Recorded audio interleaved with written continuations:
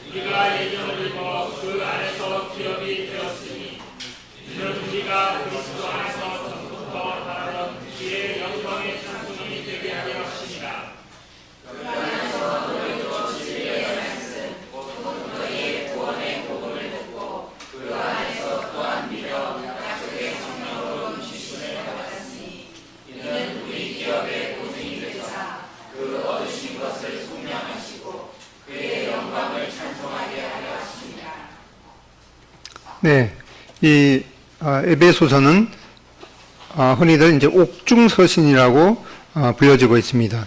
이 옥중서신은 사도 바울이 이제 복음을 전하다가 이 로마 감옥에 갇히게 되었습니다.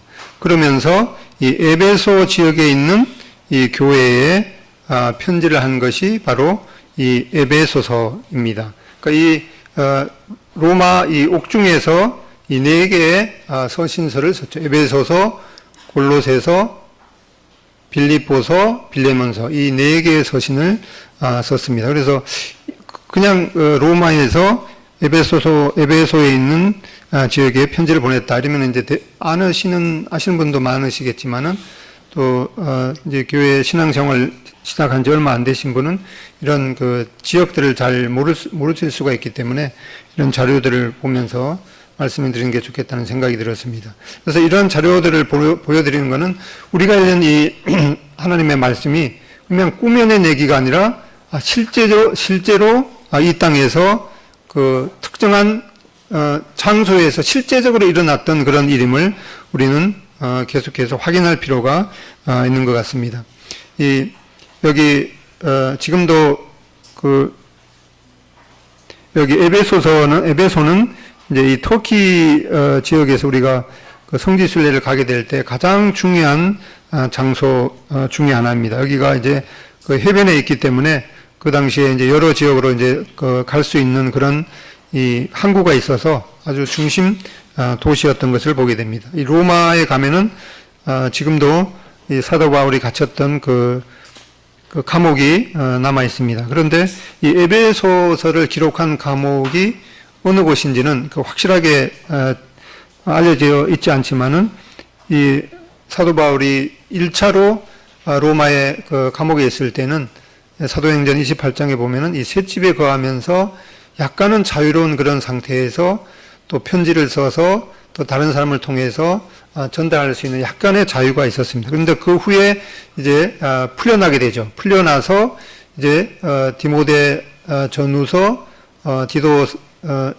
디도서를 이렇게 쓰고 나서 그 후에는 이제 두 번째로 투옥이 되어서 그 후에는 이제 참수형을 당했습니다. 아마 이 로마에 있는 이 사진 감옥은 아마 두 번째로 투옥되었던 장소인 것 같습니다. 로마에 가면은 지금 이 메머틴 감옥이라고 거기 이렇게 그 사도 바울과 또 이 나중에 이제 베드로도 갇혔다는 그런 감옥으로 알려진 이 감옥에 있습니다. 그런데 이 에베소서가 이 감옥에서 썼다는 그런 편지임을 어떻게 알 수 있는가? 그러면은 그 본문에 보면은 있습니다. 에베소서 3장 1절에 보면은 내가 갇힌 자 된 나 바울은 내가 지금 감옥에 갇혀 있다 이렇게 기록하고 있습니다. 그다음에 4장 1절에도 이제 갇힌 내가 감옥에 갇혀 있다. 그다음에 6장 20절에다 보면은 내가 이 쇠사슬에 매인 사신이 된 것은 이제 감옥에서 이 쇠사슬에 매여 있으면서 이 편지를 쓰고 있다라고 하는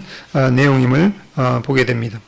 이 사도행전 28장 30절로 31절에 보면은 바울이 온 이태를 자기 셋집에 머물면서 자기에게 오는 사람들을 다 영접하고 하나님의 나라를 전파하며 우리 주 예수 그리스도에 관한 모든 것을 담대하게 거침없이 가르치더라. 사도행전 맨 마지막에 보면은 이제 사도 바울이 1차 전도 여행, 2차 전도 여행, 그다음에 3차 전도 여행을 하고 오다가 이제 로마에 이제 붙잡히게 되죠. 그렇게 해서 이제 가이사랴라는 곳에서 얼마 동안 거기에 이제 그 억류가 되었습니다. 그러다가 이제 이 사도 바울이 그 로마 시민권을 가지고 있기 때문에 그 로마 황제에게 가서 이제 심판을 받아야겠다라고 그런 것이 이제 결정이 되어서 이 로마로 가게 됩니다. 그렇게 해서 이제 결국 판결을 받게 되죠. 그렇게 해서 바울이 이 온 이태 2년 동안 이 셋집에 머물면서 그 이제 여기 그림에 보면은 이제 쇠사슬에 이렇게 매여 있죠. 그러면서 약간의 첫 번째로 감옥에 갇혔을 때에는 약간의 자유가 허락이 됐기 때문에 그 자기에게 오는 사람들을 다 영접하고 또 하나님의 나라를 전파하며 주 예수 그리스도에 관한 모든 것을 담대하게 거침없이 가르치더라. 여러 사람들이 뭐 이렇게 들락거리면서 또 간수들도 또 이 사도 바울의 그 말씀을 이렇게 듣게 되고 그래서 여기 그림에 보면은 이제 한 사람이 사도 바울이 쓰는 편지를 이제 그 보고 있는 것을 보게 되죠. 그래서 에베소서 6장 21절에 보면은 나의 사정 곧 내가 무엇을 하는지 너희에게도 알리려 하노니 사랑을 받은 형제요 주 안에서 신실한 일꾼인 두기고가 모든 일을 너희에게 알리리라. 그래서 이 사도 바울이 감옥에서 이렇게 편지를 써서 이 옆에 있는 이 두기고라는 사람한테 이제 편지를 에베소에 있는 그 교회에 전달하게 되는 것을 보게 됩니다.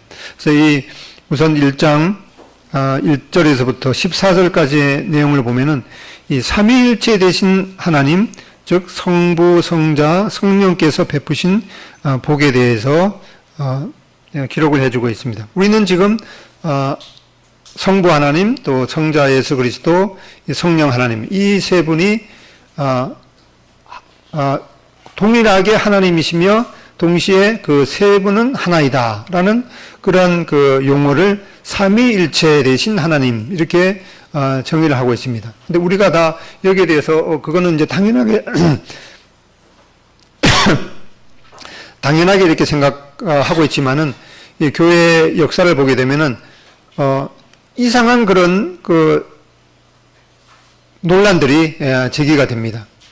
지금도 이 여호와의 증인들은 예수님께서는 하나님은 아니시고 하나님 그 밑에 있는 첫 번째 이제 피조물이라는 그런 그 생각을 하고 있죠. 근데 이 교회의 역사를 보게 될 때도 이 예수님께서 이 하나님과 똑같은 분이 아니고 약간은 열등하는 분이다. 뭐 그것이 아니다. 이런 것들이 이제 최소한 한 5, 60년 정도 옥신각신 하다가 결국에는 이 성부 하나님, 성자 하나님, 성령 하나님께서 동일한 그 하나님이심을 이제 그 정리를 하게 되죠.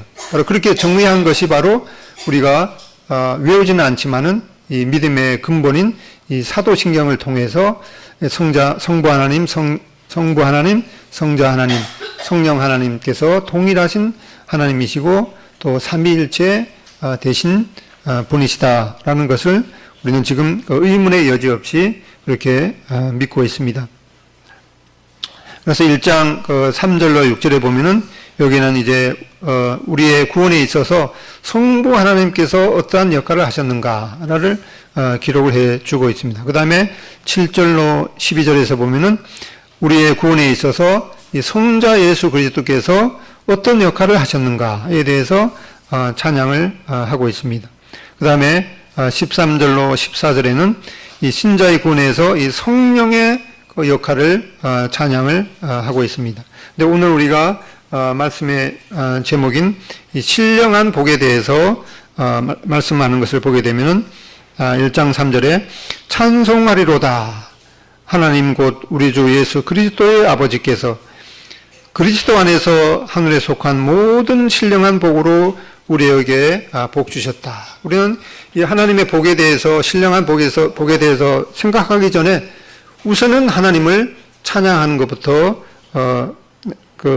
마땅한 도리인 것을 보게 되죠. 왜 그런가 하니까 우리가 하나님의 복에 대해서 생각할 때 그것을 이 복을 허락하신 하나님께서 얼마나 놀라운 분이신가 그것을 생각할 때 우리는 그냥 있을 수가 없죠. 우선 이제 이 사도 바울도 이 우리에게 주신 신령한 복에 대해서 생각하게 될 때 찬송하리로다 라고 하면서 이 하나님을 우리 그 신령한 복을 허락하신 이 하나님을 찬양을 하고 있습니다. 그러면 이 하늘에 속한 신령한 이 복에 대해서 생각하게 될 때 우리는 지금 이 하늘에 있지 않고 이 땅에 살고 있죠. 그러면 이 하나님께서 허락하신 이 신령한 복을 우리가 이 땅에서 어떻게 가질 수가 있는가? 과연 가질 수가 있는가? 과연 소유할 수가 있는가? 그것을 우리가 생각해 보게 됩니다. 그래서 우리가 이 하나님 앞에 예배를 드리는 것, 이것은 우리에게 허락하신 이 놀라운 이 영원한 생명에 대한 그런 이 구원이라든가 그런 걸 생각해 보게 될 때 우리는 하나님을 찬양하지 아니할 수 없는 그런 심령의 그 고백을 드리게 됩니다. 우리의 예배가 바로 이러한 이 우리에게 베푸신 그런 놀라운 복에 대해서 생각하게 될 때 하나님의 그 영원하심과 또 하나님의 그 크신 능력과 또 하나님께서 우리에 대한 그런 그 은혜를 베푸신 것에 대해서 하나님을 찬양하는 것이 마땅한 것을 보게 됩니다. 우선 이 성부 하나님께서 베푸신 이 복에 대해서 몇 가지를 요약해 보면은 창세전에 우리를 선택하신 것. 이것이 성부 하나님께서 우리에게 베푸신 첫 번째입니다. 그 다음에 우리를 양자로 삼으셨다. 그리고 이 세 번째로 은혜를 베푸셨습니다. 그러면 세부적으로 이렇게 보면은 이 성부 하나님께서 베푸신 복을 보면은 이 4절 보겠습니다. 4절. 창세전에 그리스도 안에서 우리를 택하사 우리로 사랑 안에서 그 앞에 거룩하고 흠이 없게 하셨다. 이 창세전에 우리를 선택을 하셨습니다. 우리가 하나님에 대해서 소개를 받으면서 교회로 인도가 되어서 우리는 하나님을 믿기로 선택할 수가 있겠죠. 그러나 그 전에 이 요한복음 15장 16절에 보면은 너희가 나를 택한 것이 아니요 내가 너희를 택하여 세웠다라는 말씀을 보게 될 때 이 선택의 주체는 우리가 하나님을 선택한 것이 아니라 하나님께서 우리를 먼저 선택한 것임을 보게 됩니다. 그런데 이것이 앞에 구절에도 보게 되지만 이 창세전에 우리를 선택하셨다. 그러면은 창세전부터 누구를 선택하실 건지 또 누구를 선택하지 않을 것인 거지 말이 안 되지. 누구를 선택하지 아니할 건지가 다 결정이 된 것처럼 느껴지죠. 맞습니까? 예, 그 맞는데 그거는 하나님의 측에서 입장이고 우리 사람 측에서 생각해 볼 때는 그거는 전혀 모르는 그런 사항이죠. 그래서 이 하나님께서 영원전부터 창세전부터 누구를 선택하셨다. 그러면은 그것만 우리가 생각하게 될 때 그러면은 어떤 사람을 분명히 선택하고 선택하지 아니하셨다. 그리고 우리가 사람의 측에서 생각해 보게 될 때 그러면 전도할 필요가 없죠. 하나님께서 누구를 선택하시는 걸 다 정해줬고 또 누구는 선택하지 않을 것이 다 정해졌다면은 사람이 할 필요가 없는 것처럼 그렇게 느껴지는데 그것은 하나님의 측에서 볼 때 그렇고 사람의 측에서 볼 때는 그거는 전혀 알 수가 없기 때문에 우리는 나 자신에 대해서 생각하게 될 때에도 내가 과연 하나님께서 영원전부터 창세전부터 나를 선택하신 사람인가?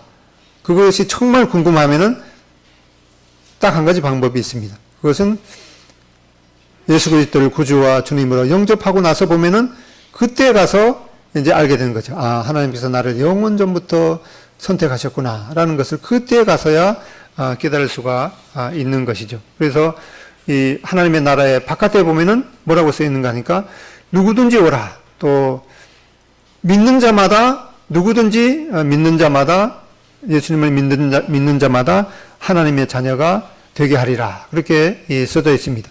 그 말씀을 받아들이고 예수 그리스도를 나 자신의 구주와 주님으로 영접해서 이제 하늘나라에 들어가서 보면은 뭐라고 써져 있는가 하니까 내가 너를 영원전부터 선택했다라는 것을 그때 가서야 알 수가 있기 때문에 우리는 이 하나님의 고유한 그 영역에 있는 것들을 우리가 감히 생각할 필요가 없는 것을 보게 됩니다. 이 선택의 위치는 바로 뭐라고 하니까 그리스도 안에서 선택했다.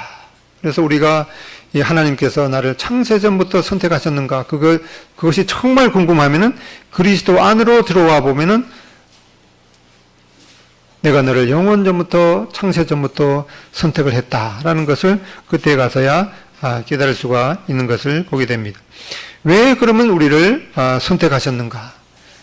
우리를 사랑하기 때문에 우리를 선택해서 하늘나라에 가갖고 일거리가 많은 것을 시키기 위해서 우리를 선택하신 것이 아니라 우리를 그리스도 안에서 또 왜 선택하셨는가? 그는 우리를 사랑하시기 때문에. 그래서 말씀에도 너희가 하나님을 사랑한 것이 아니요 하나님께서 먼저 우리를 사랑하셔서 불러 주신 것임을 보게 됩니다. 그리고 왜 우리를 선택하셨는가? 그 선택의 목적은 바로 4절 후반절에 있는 거룩하고 흠이 없게 하시려고 우리를 선택을 하셨습니다.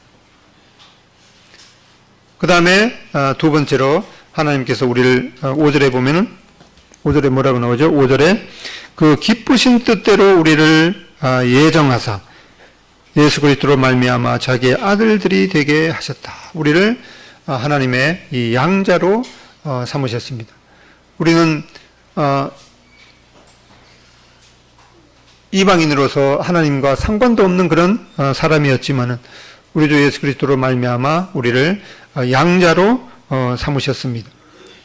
이 양자로 삼으신 그 이유도 바로 이 하나님의 이 기쁘신 우리를 양자로 삼으신 것을 정말 기뻐하는 그런 기쁘신 뜻대로 우리를 선택을 하셨습니다.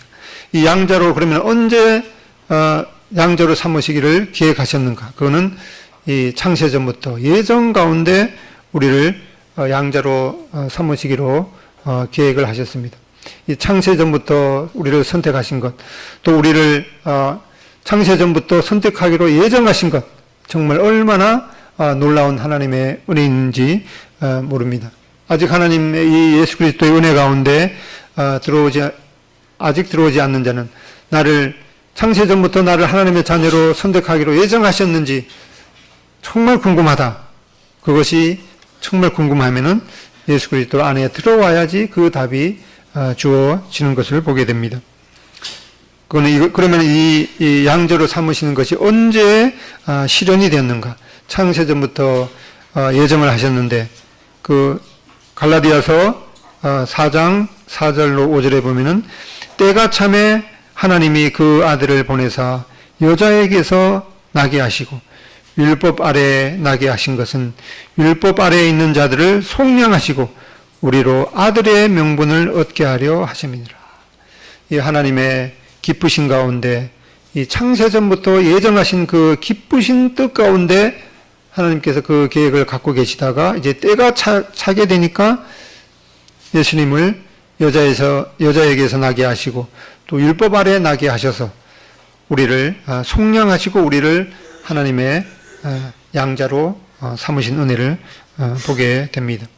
그리고 성부 하나님께서 베푸신 복 가운데 은혜를 베푸셨습니다.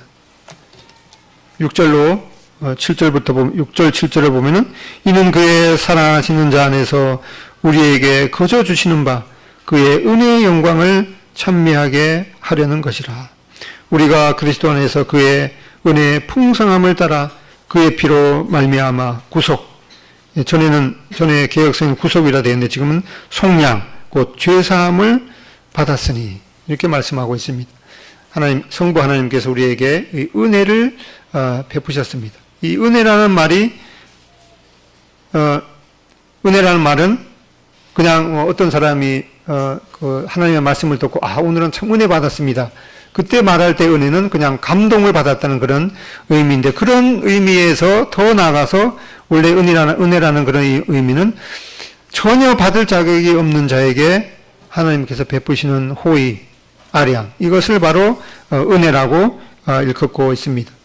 하나님께서 우리에게 은혜를 베푸신 그 목적은 바로 그분의 영광을 찬미하게 하도록, 하나님의 영광을 찬미하게 하도록 하기 위해서 우리에게 은혜를 베푸셨습니다. 우리에게 있는 이 사도 바울은 그렇게 고백을 하죠. 고린도전서 15장 10절에 그러나 내가 나된 것은 하나님의 은혜로 된 것이다. 자기가 하나님의 자녀가 된 것, 그리고 지금 이 사도 바울이 하나님의 그 종이 되어서 복음을 전파하는 것, 그리고 그에게 관계된 모든 것들이 이 하나님의 은혜이다라고 고백을 하고 있습니다. 어떤 분들은 태어날 때부터 그 장애자로, 또 장애도 너무나 극심해서 팔다리가 없는 그런 상태로 태어나기도 합니다.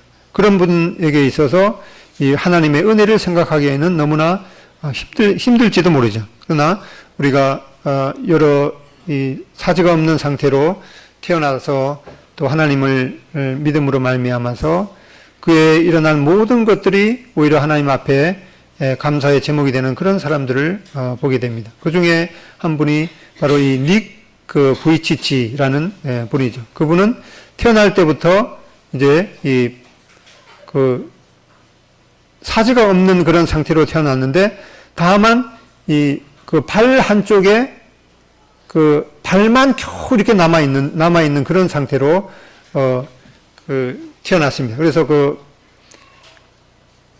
발꼬락을 갖다가 뭐 이렇게 잡기도 하고 뭐 던지기도 하고 이제 그러는데, 결국에서는 그분도 이제 그 청소년 시기에는 상당히 그런 힘든 시기를 지냈음이 분명하겠죠. 그러나 그 후에 그분이 이제 하나님을 믿고 나서도 이제 하나님께서 전능하신 분이기 때문에 한때는 그분이 하나님께서 전능하시지 않으십니까? 나에게도 다른 대부분의 사람들이 갖고 있는 그 팔다리 다시금 나에게 생기게 할 수는 없으신지요? 그렇게 기도도 했다고 그러죠. 그런데 결국에는 나중에 그분은 생각하기를 이제는 더 이상 나는 나에게 하나님께서 이 세상에서 그 팔이 없는 상태를 만족하고 더 이상 하나님 앞에 팔을 달라고 기도하지 않는다. 근데 그 이유가 너무나 참 가슴을 찡하게 합니다. 왜 그런가 하니까 내가 하늘나라에 가서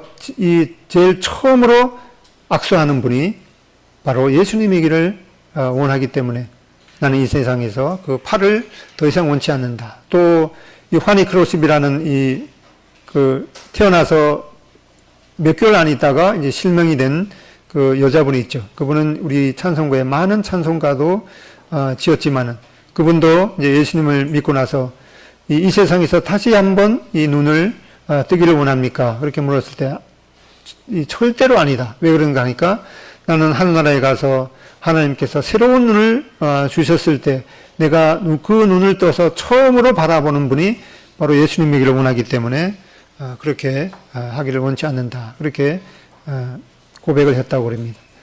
우리가 이 신령한 복에 대해서 생각하게 될 때, 우리가 복을 생각하면은 우리는 이 하늘에 속한 것들은 멀리 있고 당장 이제 수능이 얼마 남지 않았기 때문에 내 자녀들이 원하는 대학에 가서 또 뭐 훌륭한 이 세상에서 참 촉망받는 그런 직업을 갖고 또 뭐 물질도 많이 얻게 되는 그런 직업을 갖기를 원하는 그러한 복에 대해서 우리는 쉽게 연결할 수가 있죠. 하나님께서 그러한 복을 이제 받을 만한 자에게 또 구하는 자에게 주시기도 하지만은 우리는 참 우리나라도 아니고 세계 그 몇 대 기업 중에 속하는 이 S 기업의 그 회장님이 지금은 뭐 돌아가셨는지 살아계시는지는 모르겠는데 그분의 재산이 뭐 100만 달러도 아니고 몇 조 단위죠. 그런데 그분에게 있어서 그 돈은 지금은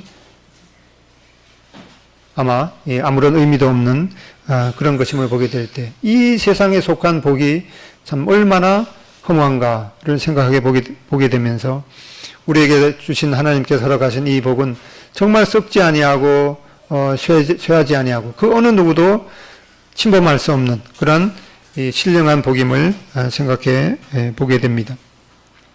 그 다음에 두 번째로 이 성자 하나님께서 베푸신 복을 살펴보면은 그의 피로 우리를 속량하셨습니다. 또 하나님의 그 뜻을 계시하셨습니다. 그리고 우리를 기업으로 삼으셨습니다. 그다음에 네 번째로 그의 영광의 찬송이 되게 하셨습니다. 이제 세부적으로 보면은 7절에 보면은 이 성자 예수 그리스도께서 그의 피로 우리를 속량하셨습니다. 이 전에는 이제 구속하셨다. 구속 곧 죄사함을 받았다. 이렇게 하는데 지금 개역 개정은 이제 속량으로 바뀌었습니다. 아마 이 구속이라는 말이 다른 여러 가지 의미가 있죠. 이 한자는 다르지만 구속한다 그러면은 뭐 잘못 범죄를 저질러서 감옥에 들어가는 것도 구속이죠. 근데 이 한자가 틀리는데 여기 이제 구속이라는 이 한자는 여기 이제 구할 구자, 이 속자는 속죄할 속자 또는 이제 대가를 지불할 속자인데 구속이란 말은 대가를 지불하고 구해오다라는 그런 의미겠죠. 근데 여기 지금 개정 성경에 속량으로 바뀌었는데 속량은 이 속자가 대가를 지불하는 거죠. 여기 앞에 조개 패자가 옛날에는 돈으로 쓰였기 때문에 대가를 지불하고 양민이 되게 한 것이죠. 그래서 원래는 이 종의 신분으로 있었는데 대가를 지불하고 하나님의 자녀로 삼으신 것을 바로 이제 속량이라고 이렇게 부르죠. 그 다음에 이 대속은 이제 대신 대가를 지불하다. 예수님께서 이 대신 대가를 지불하고 우리를 다시 사오다라는 그런 의미이기 때문에 이 구속, 속량, 또 대속, 속죄 이런 말이 다 똑같은 의미인 것을 보게 됩니다. 그러면 이 속량의 과정과 수단 무엇을 주고 우리를 그 사단의 종이 되었던 상태에 있는데 하나님의 자녀로 삼으셨나? 그 대가가 무엇인가? 그것은 바로 그의 피, 예수 그리스도의 피값을 치르고 우리를 구속하셨고 속량하셨고 대속하셨습니다. 그러면 이 예수 그리스도의 피의 값어치가 얼마나 되겠습니까? 이거는 값으로 매길 수 없는 그런 그 수치죠. 영어로 하면은 priceless, 값이 없는, 값으로 매길 수 없는 그런 이 무시무시한 그런 값으로 우리를 구속하셨고 속량하셨고 대속을 하셨습니다. 그러면 무엇이 그렇게 비싸길래 값으로 매길 수 없는 그 예수님의 피로 우리를 그 대가를 지불하고 사셨는가? 그것은 바로 우리의 가장 이 값비싼 우리의 이 죄에 대한 그 값을 지불하신 것을 보게 되죠. 이 죄에 대한 그 대가는 바로 이 죽음을 요구합니다. 무엇으로 또 살 수 없는, 무엇으로도 그 대가를 지불할 수 없는 이 생명을 요구하기 때문에 바로 예수님께서 그 값으로 매길 수 없는 그런 예수님의 피로 우리를 그 피값을 주시고 우리를 사신 것을 보게 됩니다. 그래서 우리는 이 하나님의 구원은 우리에게 거저 주시는 것이다. 이렇게 말할 수도 있지만은 하나님의 측에서 보게 될 때는 그 거저 주시는 것은 하나님의 모든 것, 이 예수님의 이 생명을 주고 우리를 사신 것임을 보게 됩니다.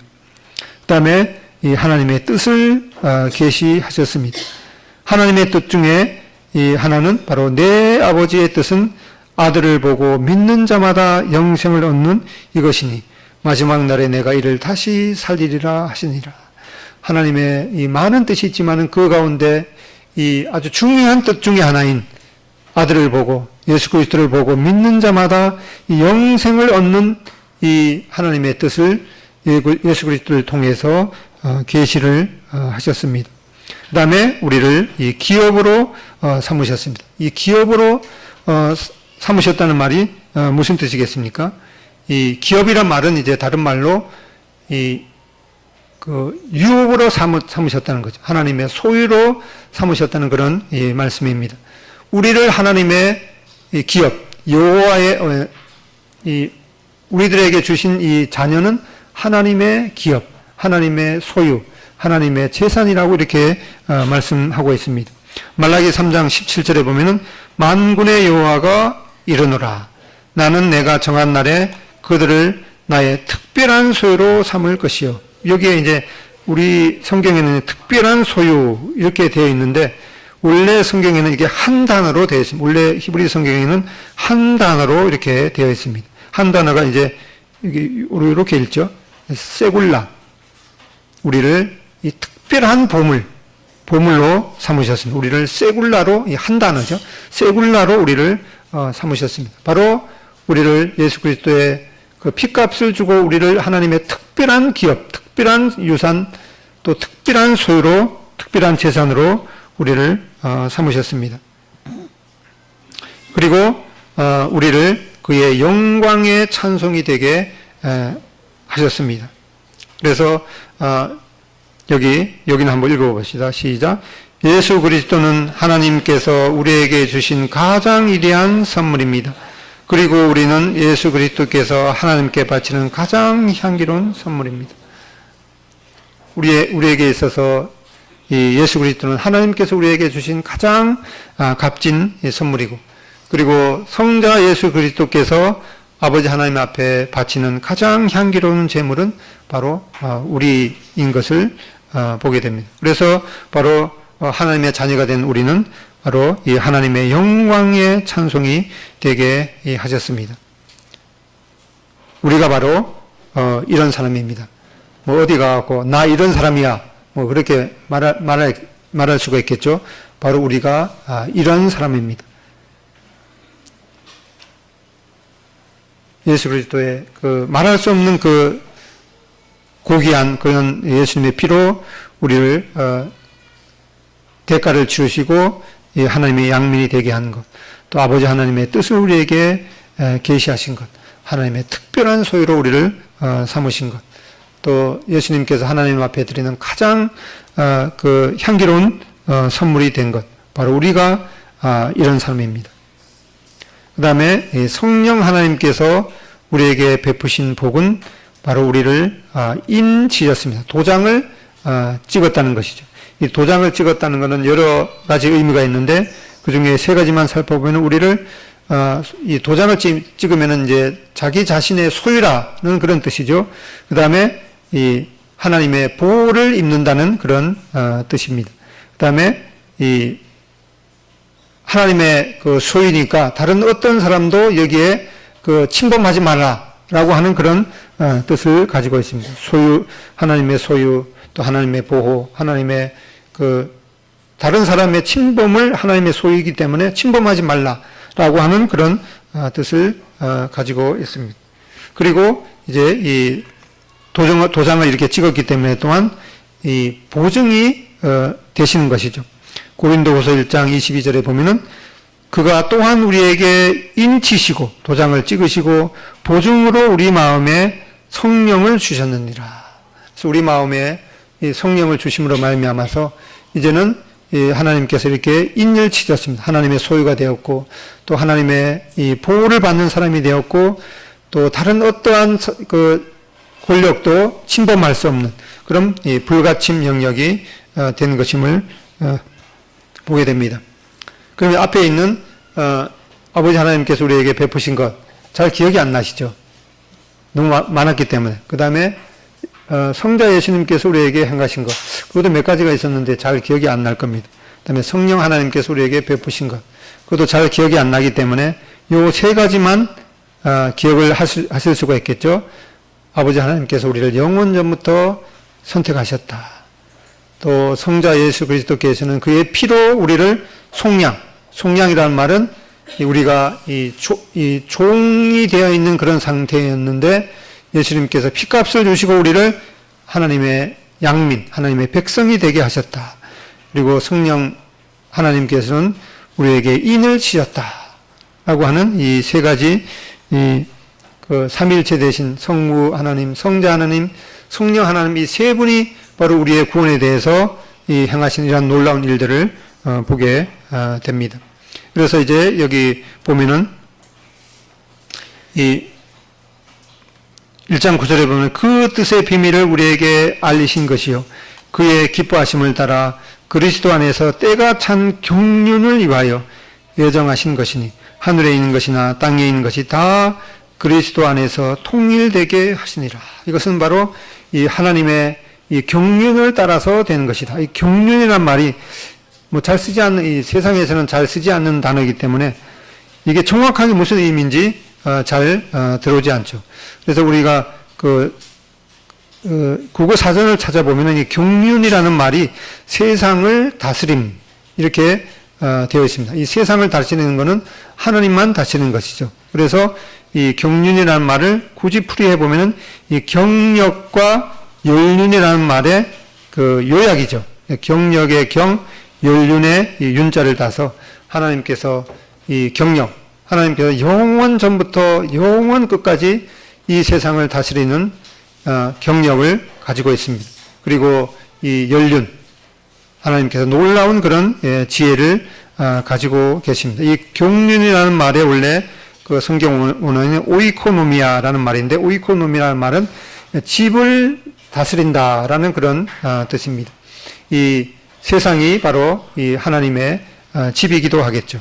그래서 이 하나님께서 이 온 우주를 경륜하십니다. 그것을 온 우주를 다스리시는데 그 다스린 이 땅에서 다스리는 바로 그 절정이 바로 예수님께서 이 땅에서 1000년 동안 통치하게 되시는 것입니다. 그 뜻의 비밀을 우리에게 알리신 것이요 그의 기뻐하심을 따라 그리스도 안에서 때가 찬 경륜을 위하여 예정하신 것이니.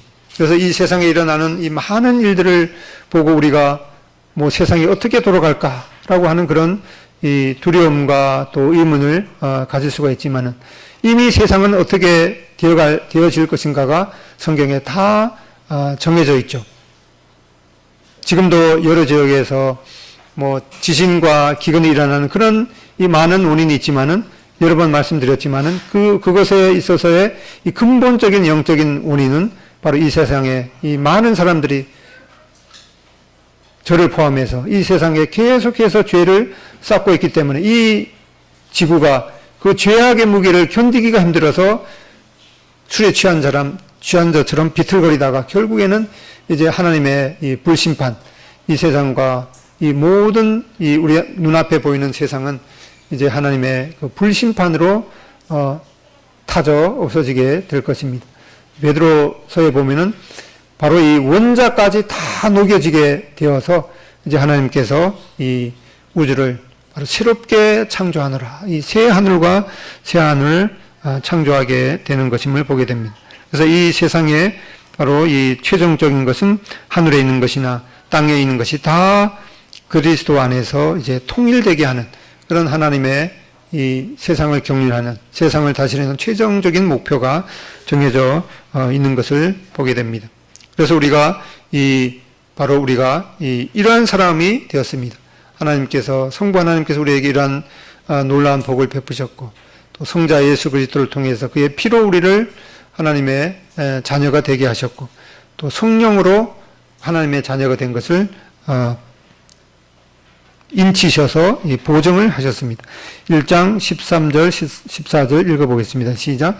그 안에서 너희도 진리의 말씀, 곧 너희의 구원의 복음을 듣고 그 안에서 또한 믿어 약속의 성령으로 인치심을 받았으니 이는 우리 기업의 보증이 되사 그 얻으신 것을 속량하시고 그의 영광을 찬송하게 하려 하심이니라. 그래서 이 놀라운 이 하나님의 이 세상을 다스리는 경륜 가운데 우리가 들어오게 되는 첫 번째 관문은 이 하나님의 말씀을 듣는 것이죠. 듣는 것에는 이제 읽는 것도 포함되겠죠. 듣고 또 읽고, 그리고 이 영원하신 하나님의 말씀을 들었으면은 이제 이 확실한 하나님의 증거를 우리는 믿음으로 화답을 해야 되겠죠. 그렇게 되면은 이제 바로 이 성령의 인치심을 받게 됩니다. 그리고 성령의 인치심을 받을 뿐만 아니라 우리 마음 가운데 이 성령으로 이제 보증하시니까 우리 마음 가운데 이제 성령으로 보증을 하셨습니다. 그래서 예수님께서 이 땅에 다시 오실 때 바로 이 그 자석이 이 철 성분을 끌어당기듯이 예수님께서 우리 마음 가운데 주신 이 성령의 그런 능력으로 자석에 철분이 끌려 올라가듯이 우리가 이 예수님께로 끌어올려 갈 것입니다. 이 구약의 이 모든 경륜은 바로 예수님께서 그 구약의 약속을 따라서 이 세상에 초림하시는 것이었습니다. 신약의 모든 경륜은 이제 그 구약에도 언급되었지만은 신약에 예수님께서도 친히 약속하신 것처럼 이제 다시 오신다고 예수님의 재림에 대해서 약속을 하셨습니다. 그래서 우리가 이 그 성경 공부 시간에 배우는 것이 바로 구약 경륜, 이제 다음 권으로 이어지는 이 신약 경륜, 이 세상을, 이 우주를 하나님께서 다스리시는 그러한 이 모습을 보게 되면서 우리는 아직 이 하나님의 놀라운 경륜 가운데 들어오지 못한 자는, 그것은 바로 이 하나님의 말씀을 듣고 또 믿음으로 말미암아서 성령의 인치심을 받고 도장을 찍힘을 받고 또 예수님께서 다시 오실 때 하늘나라로 들려오가는 이런 그 확실한 보증을 받게 될 것입니다. 기도하고 마치겠습니다. 아버지 하나님,